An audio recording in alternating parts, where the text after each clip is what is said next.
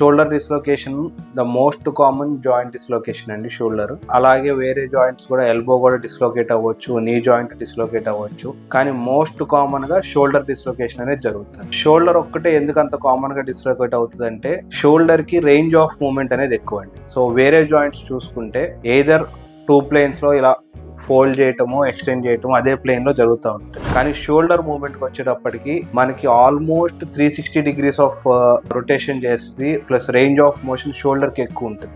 So ఈ range of motion ఎక్కువ ఉండటం వల్ల షోల్డర్ స్టెబిలిటీ అనేది తక్కువ ఉంటుంది. అండ్ షోల్డర్ జాయింట్ కూడా ఒక బాల్ అండ్ సాకెట్ జాయింట్ లాగా చెప్తామండి shoulder. So ball and socket అంటే మనకి ఒక చిన్న రౌండ్ గా గోల్ఫ్ బాల్ లాగా ఉండే బోన్ అనేది వెళ్ళి ఇంకొకటి ఒక చిన్న సాకెట్ లాగా డైలీ యూజ్ లో కప్స్ ఎలా అయితే ఉంటాయో ఆ కప్పులో బాల్ పెడితే ఎలా అయితే కూర్చుంటుందో సో అలా జాయింట్ వెళ్ళి కూర్చుంటుంది. కానీ షోల్డర్ జాయింట్ కి వచ్చేటప్పటికి కప్ అనే పార్ట్ ఏదైతే ఉంటుందో అది ఫ్లాట్ గా ఉంటుందండి సర్ఫేస్.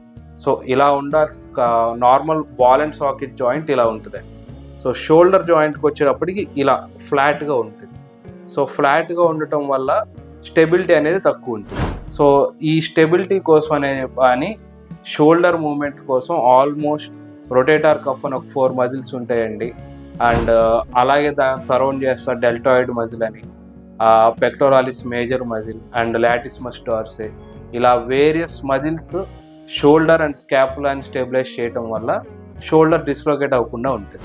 సో షోల్డర్ డిస్లొకేషన్ అనేది కామన్గా ఏ టైంలో జరుగుతుంది. సో ఏదన్నా మనం కింద పడుతున్నప్పుడు ఇలా స్ట్రెచ్డ్ హ్యాండ్ మీద ఫాల్ ప్రివెంట్ చేద్దామని ఆపినా కానీ, ఏదన్నా పెద్ద ట్రామాస్ జరిగినప్పుడు, అండ్ మోస్ట్ కామన్ గా ఫిట్స్ అవి ఉన్నప్పుడు, ఫిట్స్ పేషెంట్స్ లో ఇలా GTS ఫిట్స్ అని అంటాము.